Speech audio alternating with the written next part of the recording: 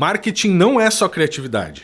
Ser consistente e ter um processo é tão importante quanto. No episódio de hoje, conversamos com Marlon Barg, gestor estratégico de marketing, além de outras especialidades. Eu sou o Thiago Montanha. Eu sou o Guto Bilinski. E aqui a gente fala de marketing. Com quem entende do assunto.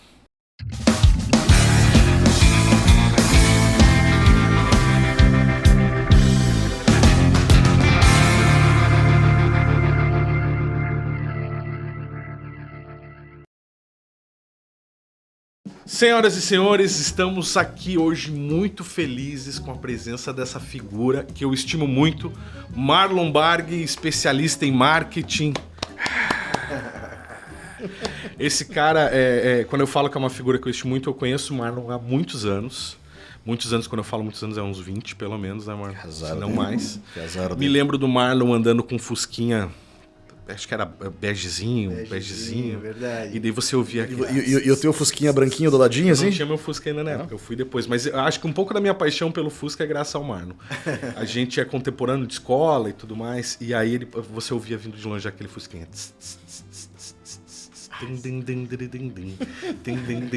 Ele andava no repeat com essa música, lembra, Marlon? Sim, ainda tem essa mania de... O dia inteiro com essa música. O Marlon era cabeludo. Magrinho, assim, cabeludo. Mas já era um cara que desde aquela época eu admirava pela consistência dele, né? O Marlon era um cara muito guerreiro, muito batalhador, no sentido assim, ele levava muito a sério o trabalho e o aprendizado dele. E desde aquela época você já era direcionado na comunicação, né? Bem-vindo, Marlon, ao Tem que Ter Cast. Depois dessa introdução aí. Como é que começou isso aí, essa vida louca do marketing, Marlon, pra você? Então, sendo bem breve, até porque, né? Não, temos tempo. Já tem alguns anos de carreira, mas eu entrei na comunicação pela minha paixão por tecnologia. E hoje, o marketing basicamente é focado em tecnologia. Uhum. Mas eu entrei lá porque minha mãe, cara, não queria me colocar em algum lugar para não incomodar ela e me botou no curso de informática. Aí meu primeiro emprego foi de digitador num jornal Diário Brusquense, se não me engano. Uhum. E porque eu sabia mexer no computador. E estava nessa fase de transição, né? E eu comecei digitando, fazendo os anúncios, aqueles anúncios bem tosquinhos de jornal de cidade pequena. E depois eu fui para uma agência. Também porque eu sabia mexer nos computadores e a agência estava migrando, né? Da parte... manual, né, de pintura e tal, e migrando para... Você chegou a pegar essa época do que o Romeu chegou a comentar? Falar sobre o aerógrafo. Fazia justamente, material no aerógrafo. Já estava na transição quando eu entrei, né? Mas eu tinha um chefe, Délcio Ramos, o cara é fantástico na parte de desenho à mão livre, assim. E ele fazia muita coisa, mas só, claro, né, com o volume de trabalho que tinha, já não... ele fazia o RAF e eu passava para o computador. Então eu entrei... nesse mundo através da tecnologia. E dali eu fui até... Eu vejo hoje que é um caminho natural. Aí disso eu fui para marketing de empresas. Então, geralmente os publicitários entram em agência, depois vão para o marketing de alguma empresa. E eu tive a grande felicidade de cair em algumas empresas bem grandes, onde eu aprendi muito. Mas nessa época você já focava teu estudo direcionado para a comunicação? Não, eu sou formado em administração. Depois eu fiz uma pós em marketing, outra pós em gestão estratégica de negócio e depois me especializei em inteligência de mercado. Mas não, nunca tive essa... Foi por osmose nessa paixão pela tecnologia. Sim, que foi te fazendo evoluir na carreira e entrar nesse ramo. E depois com a entrada do marketing digital, o fortalecimento dele, aí que eu comecei a ficar bem confortável. Assim, agora eu tô legal. Unir as coisas que eu tenho de domínio, né? Porque eu sou bem curioso. Então, o marketing digital tem muito disso. Muda todo dia, né? E como essa tecnologia me chamava atenção, eu fui e hoje a maior parte dos meus clientes tem na sua estratégia marketing digital. E você já trabalhava direto com empresas ou você fazia muito freela? Como é que foi esse começo, assim? Teve uma época, né? Eu acho que todo mundo tem essa época de querer conquistar as coisas, que eu tinha 3 empregos. Então, eu trabalhava na agência no período normal, trabalhava em outra agência à noite e fazia freela final de semana. Então, era uma loucura. O importante era faturar, né? Justamente. Então, Mas que Passou essa carga que dá de parte. aprendizados pra gente também, né? Justamente. E contatos, né? Tive É. muitos contatos. Até hoje, assim, são pessoas que me indicam para trabalhos, entendem qual que é o meu perfil de trabalho também, né? Até comprometimento. Porque hoje no mercado tem vários profissionais. E a indicação é muito importante nesse mercado, né? Porque quando você precisa de um profissional de marketing, sem saber o histórico dele, é difícil dizer, pô, será que esse cara entende mesmo? Ou será que ele só faz enrolation? Até mesmo para alguns segmentos, né?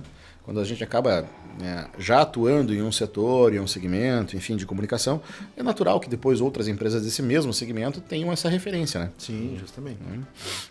E me diga uma coisa, que horas que você percebeu assim que, puta, virou a chave, é isso que eu vou fazer e vou me dar bem mesmo? Qual cliente, talvez, em que momento da carreira assim, se sentiu, cara, nasci para isso, é para isso que eu... Eu acho que teve duas passagens bem importantes para mim. É que eu me identifico mais com empresas grandes, né? Então, eu trabalhei na Donnelly, que é a maior indústria gráfica do mundo. Pelo menos era na época que eu trabalhava. Então, ali eu tive o primeiro contato com o mundo corporativo, com as ferramentas, com tudo legalizado, até a parte de software, né? Pô, eu vi a organização, vi que... Pô, Softwarezinho comprado? Não é pirata esse negócio? Vamos contratar alguém, tem que comprar mais uma licença? Porque não era um negócio comum na época de agência, De forma alguma, né? concordo. Então eu vi, é organizado o negócio, pago direitinho, tudo na folha. Então eu vi, legal isso. E depois teve uma segunda passagem em empresas bem grandes, que foi na Bung. E lá eu vi, nossa, esse mercado realmente é grande. Porque lá eu tive contato, eu passei três fases lá, né? Eu entrei cuidando da parte promocional, de embalagens, toda a parte que tinha a ver com PDV. Então, Todos esses produtos que a gente via no mercado da marca, tinha tua mão ali. Sim, inclusive tinha um código que hoje eu vejo no mercado e, essa embalagem ainda não mudaram, é minha, porque tem um númerozinho lá. Que legal. E que indica quem que trabalhou naquela embalagem, né? Certo. Tentou, às vezes eram alterações, às vezes era criar a embalagem do zero, às vezes a gente passava por uma agência e brifava o que a gente precisava, mas daí tinha um códigozinho de quem era o responsável, porque lá dentro do marketing eram mais de 40 pessoas. Nossa. Então, muito antes de você até entrar nessa questão do marketing mais teórico, conceito e né, gestão, como você falou, teve muito a tua mão em peça, em arte. Sim, arte. Eu comecei a minha carreira começou com arte. Porém, eu sempre fui uma pessoa muito analítica. Então, assim, vou continuar no exemplo da Bung. Eu comecei lá para organizar essa parte de embalagens promocionais, materiais de feira. Porém, a minha visão sempre... isso aqui tá... Eu acho que tem oportunidade aqui para a gente melhorar. Aí eu comecei a criar planilha, gráfico, dizer onde estão os estoques das coisas, o que a gente precisa cuidar, criar esse processo de identificação, melhorar ele, para saber, para que fornecedor a gente passou e tal.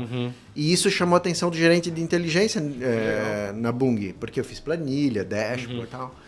E aí ele disse, não tô pensando em abrir uma vaga, tá querendo concorrer junto com as outras pessoas, mas o Excel sempre foi uma paixão minha, desde criança. Desde que existia, eu ficava mexendo, fazendo fórmula. Uma vez eu vi você fazendo uma fórmula absurda, assim, um troço assim. Sim, de várias linhas. Páginas de fórmula.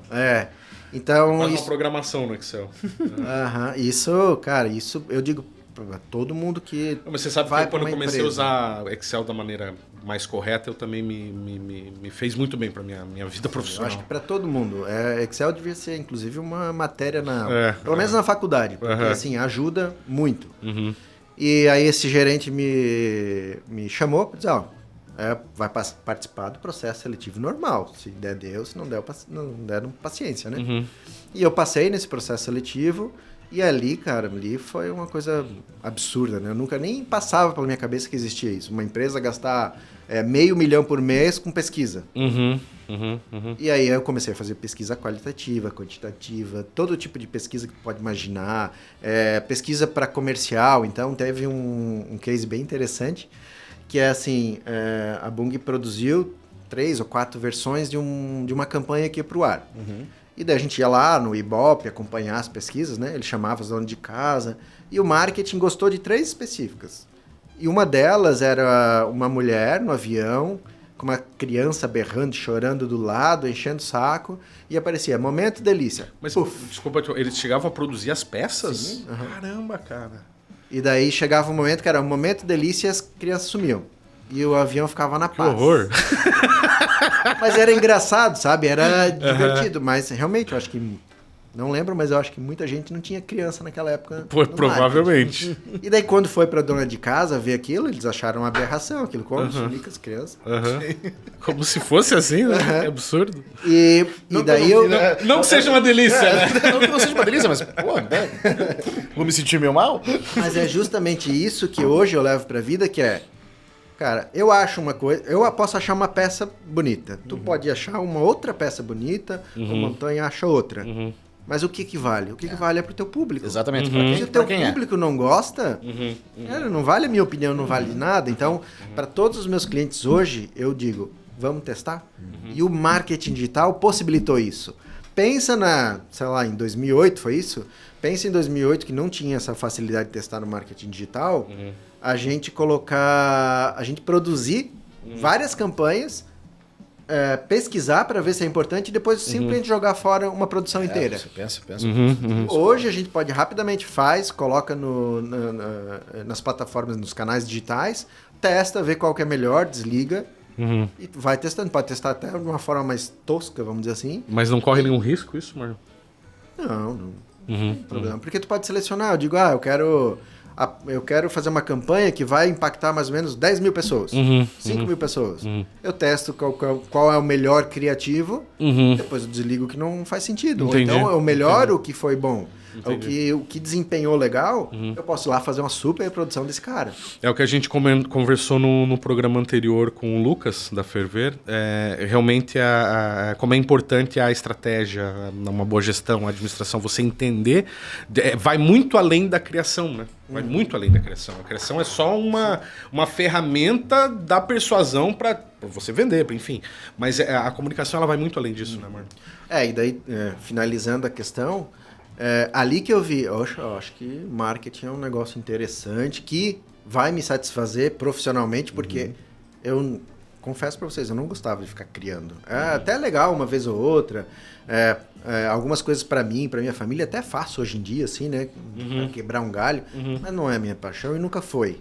Aí quando eu entrei na Boom, que eu vi aquilo lá, poxa, número, Excel, fazer análise, a gente chegava a fazer demonstrativos de resultado legal, né? Por linha de produto. Então, vou dar um exemplo. Vocês têm um programa de rádio, tem um programa de TV, tem sei lá o quê.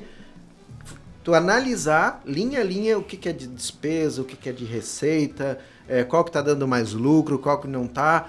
Pensar, esse aqui não tá dando lucro hoje, mas o que eu posso fazer para ele dar? Porque é um produto bom. Então, e nesse detalhe, daí eu disse, não, agora eu tô num lugar que eu acho que faz sentido para mim. Isso me lembra também uma conversa que a gente teve no primeiro episódio com a Beta Reicher, da Free, que quem tem dados, né? Quem tem informação com dados, você tem tudo. Exato. Né, para você utilizar em comunicação, principalmente. As coisas eram muito feitas no facão anteriormente, né? Mas se você achava as coisas, as pessoas pensavam que era assim, mas agora você tem uma possibilidade infinita de conseguir dados para você melhorar aquilo que você está apresentando, né? E eu vou dar um exemplo pessoal. Eu hoje estou procurando imóvel, né? Imóvel para compra. A falta de conhecimento, olha o que faz numa imobiliária, uma empresa, né, relativamente pequena, não é muito complexo, mas o que acontece? Quando você vai numa imobiliária e você quer um imóvel específico, a imobiliária às vezes passa o link de um concorrente, diz, tá vendo esse imóvel? Eu tenho parceria com o cara, eu posso encontrar para ele. A partir do momento que ela me passa o link, eu acesso, tu jogou pro concorrente. Se o site do cara, desse concorrente, está bem programado, ele pode fazer publicidade para mim. Exatamente. Então, assim, hoje é muito tranquilo fazer isso. E a falta de conhecimento faz a pessoa que tem um cliente jogar pro concorrente. Sem ela saber do que a comunicação é capaz, né? E você sente isso hoje, essa falta de entendimento das empresas em relação à importância do marketing bem aplicado?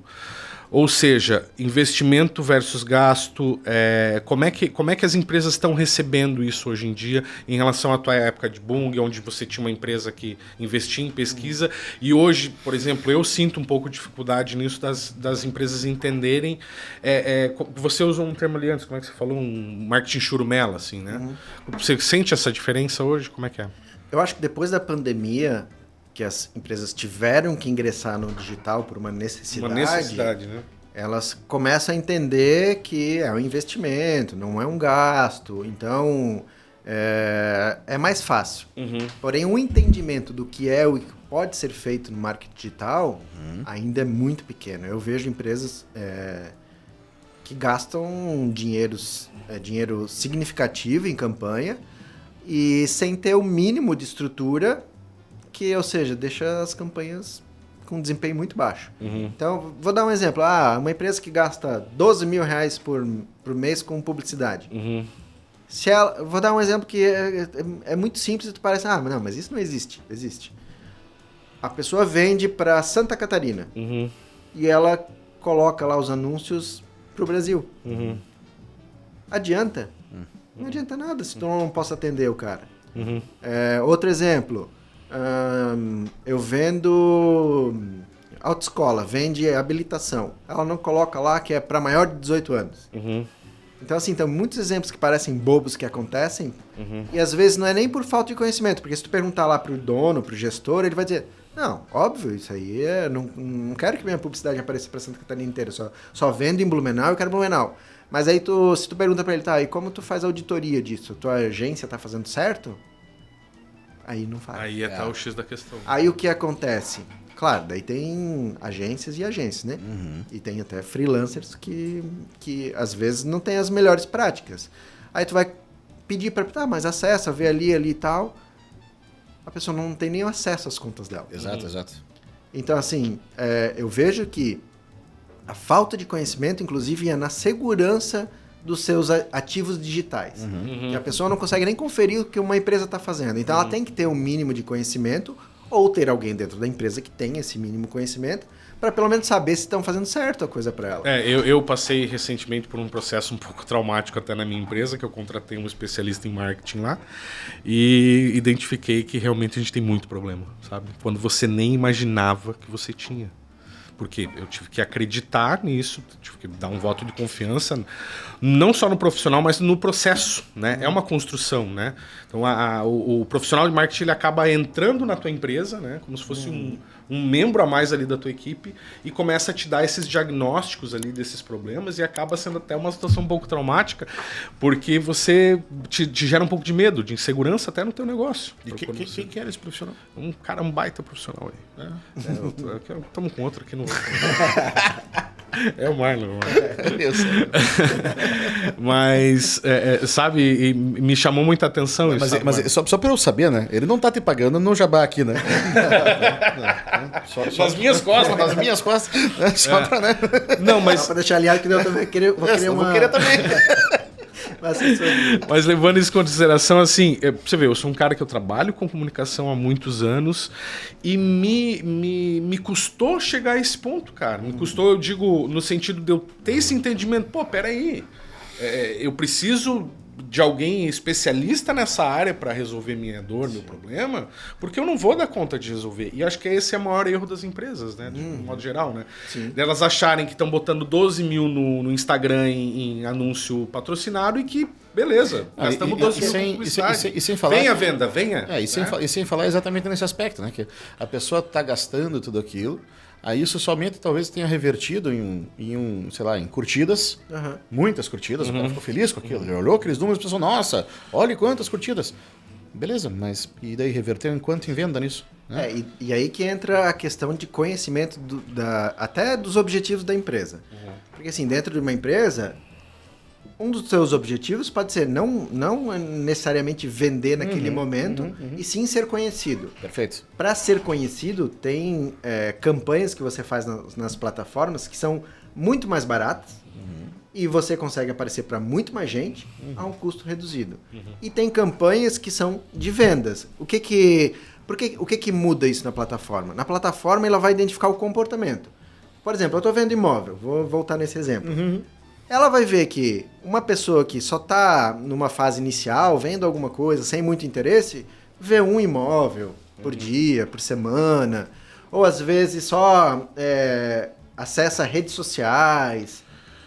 Isso é uma forma de ele analisar o comportamento, e ele tem muitas outras que a gente nem sabe.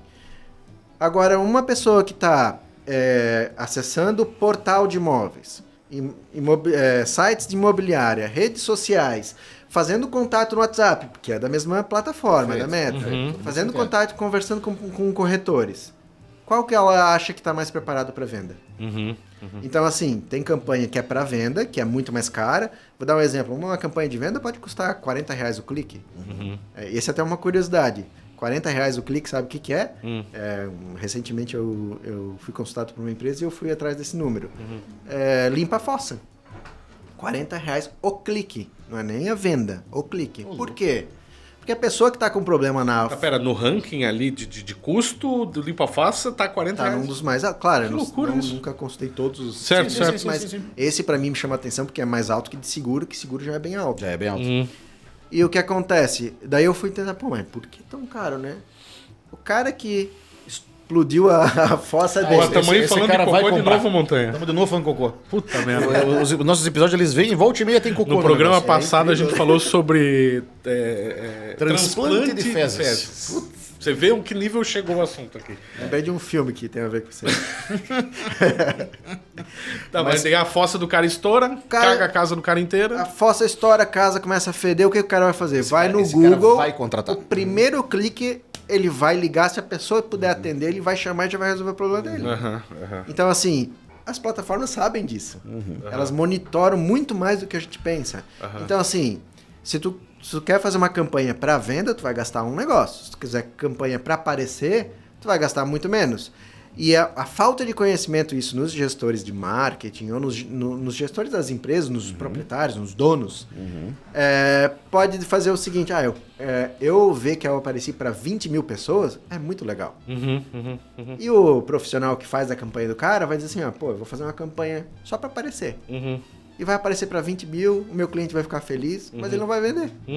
Se ele tinha um objetivo de venda... Não é o que vai acontecer. Não é o que vai acontecer. Que é o que a Beta chamou de métricas da vaidade. Isso aí. Bem isso aí. É interessante isso aí. Então tu tem que entender, e claro, obviamente, a ideia é sempre tu ter vários tipos de campanha rodando para te ter uma performance. A gente fala de funil, né? Então assim, vai ter aquela pessoa que não está no momento de compra, mas tu já quer mostrar a marca para ele, a tua marca. Para quando ele tá preparado, tu mostrar. Porque aqui, se eu mostrar para 10 mil... Eu vou mais ou menos alguns números que eu lembro, assim. Vou mostrar para 3 mil pessoas o teu anúncio, custa R$2 aqui no topo do funil. No fundo do funil, para te mostrar para 300, custa R$2. Então, eu tenho que ter objetivos muito claros para investir da forma correta. No topo de funil, eu vou botar R$100 por dia. No meio do funil, eu vou botar R$50. No de venda, que tem menos pessoas, se o clique suportar, eu boto R$50 também. Mas eu otimizo só mostrando para as pessoas que vão comprar. Marlon, só explica para o pessoal um pouquinho o que seria o funil, só para a gente adequar o linguajar aqui para quem também não trabalha com gestão de tráfego, que não entende de marketing digital, poder compreender meio... Funil é uma forma de a gente identificar a fase de... A experiência da pessoa. Pode ser uma compra, pode ser o consumo de algum conteúdo. Então a gente nomeia em topo, meio e fundo de funil. O topo, geralmente as pessoas quando estão... nem sabem que tem um problema. O Guto, no caso, ele não sabia que tinha um problema. O Guto não sabe que ele tem vários problemas. Mas no caso da estrutura digital, ele não sabia que tinha. Pode ser que nesse começo, quando se alguém como eu fosse fazer um anúncio, eu ia dizer, tu consegue acessar tuas redes sociais? Aí o Guto ia dizer assim, pois é, será que eu consigo acessar todos os painéis administrativos das minhas redes sociais? Eu ia fazer ele saber que ele tem um problema. Perfeito. Ele ia lá tentar acessar e não ia conseguir. Ele dizia, putz. Aí o meio de funil é a pessoa que já sabe que tem um problema e está pesquisando sobre o assunto. Então eu botaria para quem está pesquisando o assunto, sabia que tem como resolver seus problemas com a estrutura digital? Aí ele ia dizer, sei lá, poderia ter um conteúdo dizendo, 5 passos para você resolver o seu problema. E o fundo de funil é o cara que está pesquisando, por exemplo, profissionais de marketing para resolver estrutura digital. Então, resumidamente é isso. Perfeito. Então, a gente pode fazer anúncio para cada um. A ideia é que a gente comece no topo de funil e vá fazendo com que a pessoa navegue até no fundo de funil. Então, se eu estivesse começando a ver imóveis agora, eu poderia ver anúncio de imobiliárias, de bairros para morar em Blumenau. Bairros para morar, ou então assim, imobiliárias que têm uma nota muito boa no Cresci, para eu entender que, aquilo ali é uma marca interessante para eu, um dia que eu for fazer negócio com uma imobiliária. Mas para você ver como o marketing ele tem que estar totalmente atrelado ao departamento de venda, ao comercial da empresa, ele está totalmente atrelado. E é uma impressão errada que as pessoas, na maioria, têm, né, cara? Que o marketing faz a propaganda, mas que vender deixa comigo que vender, eu sei vender. E não, muito pelo contrário, ela é um pouco de solução para isso tudo, né? Que tem a ver com administração, gestão, muito número, né, mano? Teve um cliente meu que marketing e vendas era totalmente separado. A partir do momento que a gente foi... eu gosto muito de desenvolver os times, né? E a partir do momento que a gente foi desenvolvendo esses times, integrando eles, colocando até de uma forma bem explícita qual é a responsabilidade de cada um... Cara, o desempenho de vendas melhorou muito, justamente porque antes as pessoas viam que era um empurrando a culpa para o outro. Onde, na verdade, um tinha que ajudar o outro a melhorar o trabalho. Então, assim, marketing tinha que levar leads cada vez mais qualificados e precisava do feedback de vendas para que isso melhorasse. E a partir do momento que essa comunicação não é boa, gera ruído, né? E quando a gente melhora essa comunicação, vendas começam a ver, meu marketing é meu parceiro, tá me ajudando a vender, tá me dando mais comissão. Então eu vou dizer para ele de uma forma amigável que aquele lead que tá vindo não é legal. Esse cara tá vindo meio torto assim, assim, assado, eu acho que se a gente melhorar para um perfil assim, assim, assado, seria legal. Então, tem que ter essa integração. Você tem algum case assim que você lembra que a tua solução estratégica, digital, de marketing resolveu um problema que seria um grande problema? Sim. Vou falar de um cliente que eu estou atuando ainda.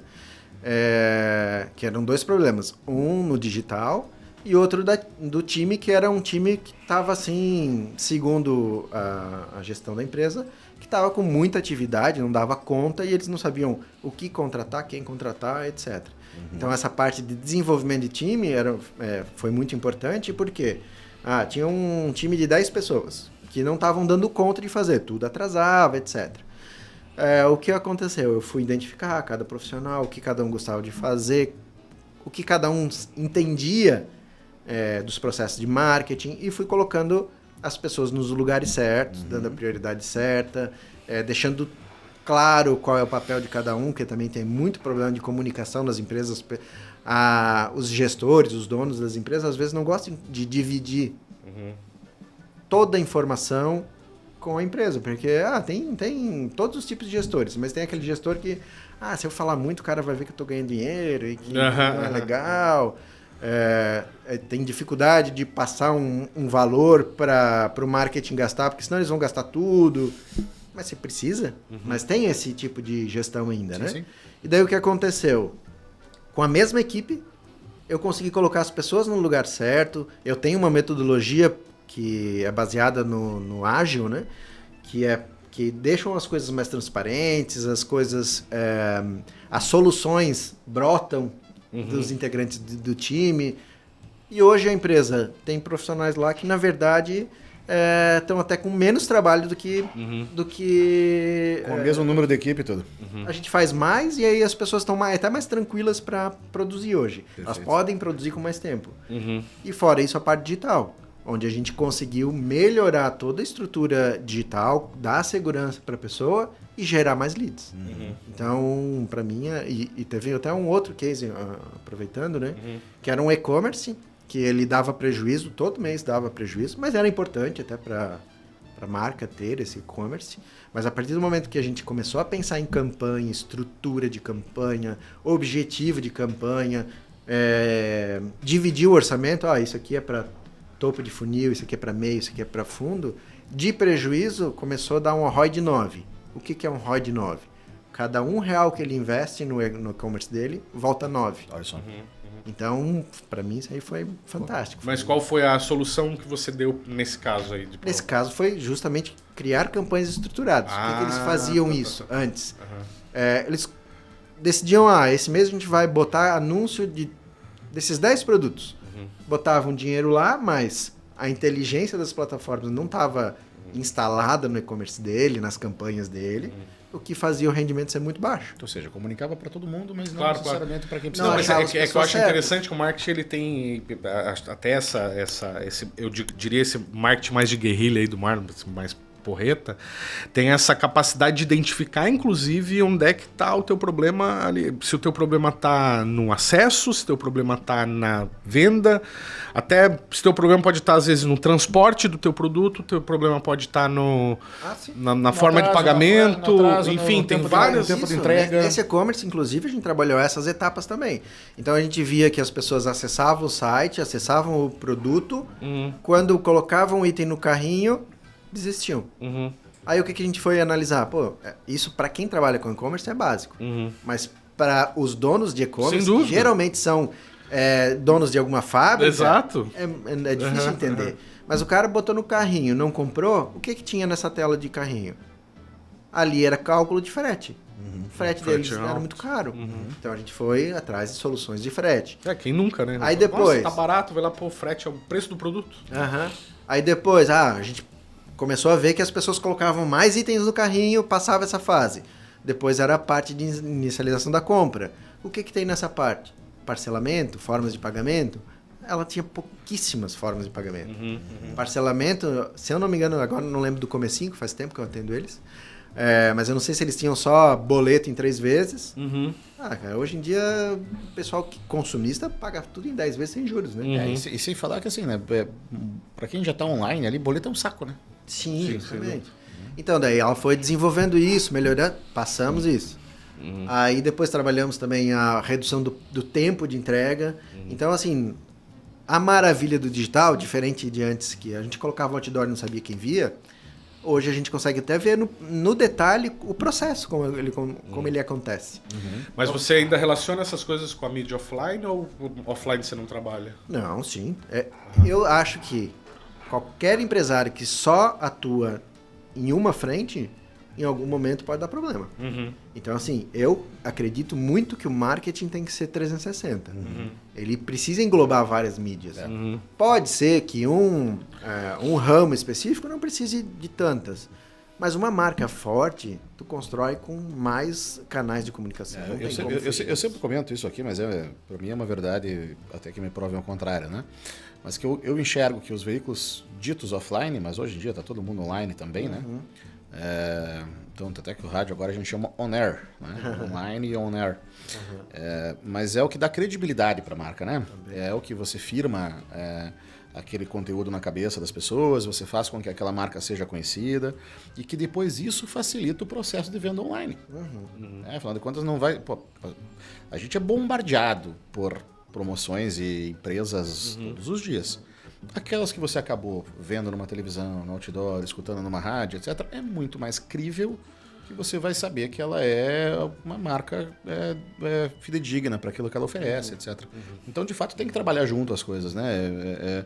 As entregas, elas são diferentes, mas com propósitos diferentes. Então, por isso que a gente tem que saber para quem e como comunicar, né? E depende muito do segmento. Eu vou me colocar nesse exemplo. Eu, como consultor de marketing, adianta eu botar um painel que me custa R$5.000 por mês, que pode ser que, né, pode ser não, vão passar alguns empresários, mas nesse mês, vamos supor que 50 empresários que tenham o perfil da consultoria que eu quero, que estejam no momento de comprar uma consultoria, vão passar e vão se atentar a olhar esse outdoor. Eu perdi R$5.000 e 50 pessoas olharam, dessas, uma entrou em contato. Vamos pensar nesse cenário. R$5.000 no digital, eu com as ferramentas que eu tenho, com o público que eu consigo otimizar, eu consigo usar esse dinheiro para mostrar, sei lá, para 10 mil pessoas ou até mais, que são pessoas realmente que estejam procurando consultoria de marketing. Então, depende do negócio, uma mídia ou outra vai fazer mais sentido. Perfeito. Há muito mais estudo envolvido. Então, assim, De novo, voltamos naquilo, né? Para quem você está comunicando, né? E com qual objetivo. Então, claro, vão ter, obviamente, situações onde o digital vai superar com certeza os veículos tradicionais. Enquanto que em outros casos os veículos tradicionais vão superar enormemente o mídia digital. Justamente, vou dar um exemplo até de um cliente que eu trabalho também, que é a Vaico do Brasil, é uma empresa de esquadrias, né? Ela está fazendo um show para comemorar os 25 anos de história. É um show beneficente. E o que acontece? A gente poderia fazer mídia digital, né? Eles estão fazendo, inclusive, também. Mas um outdoor, para a região deles, é muito eficiente também. Então, eles botaram na cidade de Pomerode alguns outdoors, onde vai comunicar para a grande massa que eles vão fazer um show, que a renda vai ser revertida. Então, é muito interessante sempre ter mais ferramentas na tua caixinha de ferramentas. São objetivos diferentes. Pois é, falando de outdoor, não tem como a gente fugir desse assunto, né, Monte? Acho que todo o programa a gente abordou isso, que é essa... a gente até, acho que é errado dizer, né, tanto novas mídias como inteligência artificial, com a chegada da inteligência artificial. Isso já acontece há muitos anos, mas agora o acesso das pessoas está mais facilitado. Hoje você tem um WhatsApp de um chat ali que vai te responder alguma pergunta, né? Então, como é que está essa adaptação do marketing com essas ferramentas? Como é que está essa otimização de trabalho, serviço e conhecimento, enfim, com esse acesso maior às inteligências artificiais? Hoje eu vejo que a principal utilização é para ganhar tempo. Porque ao invés de tu fazer uma pesquisa no Google, abrir 10, 20 links, entender o que tu precisa fazer, tu vai lá na ferramenta, digita, ela já te dá um resumo e tu vai... Você pode, inclusive, pedir para ela abrir mais algum determinado ponto, ou você mesmo vai e pesquisa sobre aquele ponto, mas já fez um resumo na tua cabeça para te ir atrás com mais assertividade. Vou até dar um exemplo de algumas coisas que para os meus clientes eu faço. Um cliente precisa fazer alguma coisa que ele nunca fez e ele quer um orçamento. Cara, eu não preciso mais entrar em contato com 10 fornecedores e ver, quanto que custa para fazer isso? Eu vou lá e digo, qual que é a média desse produto no mercado? Ele já me traz um range. Então eu consigo facilitar muito e consigo principalmente ser melhor com os fornecedores, né? Sim, claro, ser mais assertivo, apresentar... Os caras pedir uma coisa que eu nem sei se vai ser feito, eu já corto essa parte aí. É uma coisa que a gente comenta sempre também, que a ferramenta ela vai ser útil se você souber fazer as perguntas certas. Justo. Né? Porque muita gente também espera da inteligência artificial coisas que ela não faz. A gente não pode esquecer que um chat GPT da vida, por exemplo, ele está muito mais interessado em fazer um texto conciso e bonito do que necessariamente que aquele conteúdo que ele produziu seja verdadeiro. Né? Então, questões muito técnicas não adianta usar. Ainda não. Ainda não. Mas para ser um facilitador... Tá aprendendo, né? Justamente. Mas para ser um facilitador, com certeza absoluta. É algo que realmente vai ser muito bem aproveitado, né? Se as pessoas entenderem as atuais limitações e aonde vai chegar. Não, é importante a gente abordar esse assunto com as pessoas que às vezes não são da área de comunicação, porque eu vejo muita gente assustada. Meu Deus, vamos perder o nosso emprego, as máquinas, o exterminador do futuro. Está acabando a parte exterminador do futuro. Criativa das pessoas. É a Skynet, né? A Skynet vão se juntar e tá tudo... Mas que nem a gente parar pra pensar, a gente teve algumas fases disso, né? A questão, inclusive na publicidade, quando entrou o computador, mas os ilustradores, para onde vão? E só melhorou, né? A questão. Aí vem um ponto que eu acho que a gente está chegando numa fase que o raciocínio, a diferença de saber pensar, conectar as coisas, vai ser ainda mais um diferencial. Vai ser primordial, eu diria, né? Para poder juntar tudo isso. Né? E também é uma forma também de socializar o acesso a essas ferramentas para empresas que não têm recursos. Vou dar um exemplo. Tem uma empresa que ela me contratou, é uma empresa bem pequena, mas ela precisava fazer uma coisa. Ou eu faço o negócio dar certo, ou eu vou fechar. Então, assim, eu tinha um monte de soluções para dar, mas tudo precisava de recursos. De investir, claro. E uma das soluções que a gente apontou para ela, de vez ela contratar um redator para fazer as descrições das imagens dela, eu ensinei ela a usar o ChatGPT, que já ajudou o suficiente para ela naquele momento. E eu disse, cara, o teu papel não é fazer isso. O teu papel é gerenciar esse empreendimento, mas agora tu vai fazer isso porque tu realmente não tem recurso e tu tem que dar uma movimentada. Mas tu tem que trabalhar para que isso tu consiga contratar pessoas especialistas para fazer. Então é uma forma de... Solução momentânea, mas que dá para utilizar nesse momento. Que ajudou né? Exato. muito a pessoa e agora ela está já começando a ver os efeitos de estar mais ativa nas redes sociais, e de ter até uma qualidade melhor do que ela vinha fazendo sem a ajuda do ChatGPT. E só ajudou ela. Então, assim, alguém perdeu o emprego por isso? Não, porque ela não ia contratar. Sim, sem dúvida, sem dúvida, sem dúvida. É como engraçado como todo mundo especialista que a gente fala em comunicação tem uma opinião parecida, né? Como uma ferramenta, como algo que contribui para que no dia a dia você diminua essa carga de tempo, porque hoje a gente briga por tempo, né? E tempo é custo, né? Se você leva menos tempo para fazer algum trabalho, obviamente que lá na frente isso aí vai reduzir porque vai ter mais competidores ali brigando para aquele cliente. É isso aí. Então pode ser que o que vai acontecer, obviamente, é reduzir os valores cobrados hoje para um profissional que faz texto. Pode ser. Mas como estamos no tempo, Montanha? Estamos caminhando para os finalmente. Estamos caminhando para finalmente. Marlon, obrigado pela tua presença aqui, né, Montanha? Isso. Cara, fantástico, fantástico. Assim, a gente está tentando abordar várias vertentes do marketing, né? E a gente ainda não tinha conversado com alguém mais especializado na área de marketing digital, como é o seu caso. E passe para o pessoal aí como contatar o Marlon, se quiserem, aí uma consultoria. O arroba da empresa é @multistratégia em todas as plataformas e o meu é @marlonbarg. Estará na tela. Tá bom. Marlon, obrigado mesmo, é um prazer enorme. Obrigado ter a você aqui, vocês, até sempre que precisarem. Como amigo também, né? Me deixa muito feliz e satisfeito. E esperamos você mais vezes aqui, porque eu acho que tem muito assunto denso aí pra gente explorar. Talvez a gente em algum momento vai fazer alguns programas um pouco mais nichados, né? Programas especiais e a gente conta e talvez um pouquinho mais técnicos também, sabe? Então, para que a gente faça... A gente comentou brincando que a gente está numa fase de nivelamento. Estão colocando todo mundo mais ou menos no nivelamento, para talvez depois a gente colocar algumas partes um pouquinho mais técnicas, né? Não, tem bastante assuntos até dividindo com vocês que são interessantes. Inteligência de mercado, as empresas precisam explorar bastante essa área, que envolve bastante desempenho das empresas. Aí tem o marketing digital, que é óbvio, que tá em alta. Tem toda a parte de construir uma estratégia de uma empresa.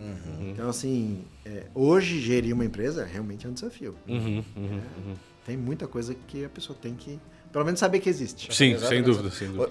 Até para saber quem contratar, né? Justamente. Não necessariamente a pessoa precisa executar, mas ela precisa saber quem ela contrata. Justamente. Mas é isso. Amiguinhos, obrigado por nos acompanhar aqui nas nossas redes sociais, @TemKterCast, Facebook, Instagram. E estamos nas plataformas de áudio também, como Spotify e Apple Music. Boa. E onde? TikTok? TikTok vamos ter. Eu não tenho certeza se temos. Threads, também não tenho Twitter. certeza. Eu não aguento mais plataformas, é muitas, né? É muita coisa. A gente tem que se adaptar, a gente tem que se atualizar. Toca o sininho para nós, pessoal. Sininho, Podem seguir o Marlon, @MarlonBarg, @Multistratégia. Isso mesmo. E é isso aí, obrigado, até o próximo programa.